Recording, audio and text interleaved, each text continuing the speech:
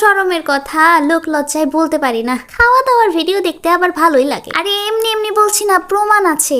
গত বিয়ে বাড়ি খাওয়া দাওয়া ভিডিও আপনারা বেশ পছন্দ করেছেন। যেমন মানুষ খাওয়া দাওয়াও বন্ধ করবে না, বিয়ে করাও বন্ধ করবে না। এত গরমে মানুষ বিয়ে করে? দাওয়াত খাওয়া যায় না? আমি আমার জীবনের প্রথম বিয়ে বাড়িতে ভাত খেলাম। সচরাচর পোলাওই খাওয়া হয়, কিন্তু ভাত খাওয়ার যে তৃপ্তি, আসলে বাঙালি হচ্ছে মাছে ভাতে বাঙালি। তো শুরুতেই শুরু করলাম ভাত, সালাদ আর ডাল। আর বিয়ে বাড়ির রান্না মানেই মজার, অর্থাৎ ডালটাও ছিল একদম ফাটাফাটি। আর আমার সবচেয়ে প্রিয় কলিজা, যেটা ডালের মধ্যেই ছিল। আর কলিজা দিয়ে ডাল আমার খুবই পছন্দের। And the show stopper is here, গরুর গোশ। আরে সবাই যে পথ হচ্ছে বসে আছে। সব মজাদার খাবারের টেস্ট একদিকে, আর বিয়ে বাড়ির গরুর গোশের টেস্ট আরেকদিকে। এটার সঙ্গে কারোর তুলনাই হয় না। আর কালার দেখে কিন্তু বোঝা যাচ্ছে যে রান্নাটা কতটা সুন্দর হয়েছে, কতটা মজাদার হয়েছে। সত্যি বলতে এখন ভয়েস দিতে গিয়ে আমার আবার খেতে মন চাচ্ছে।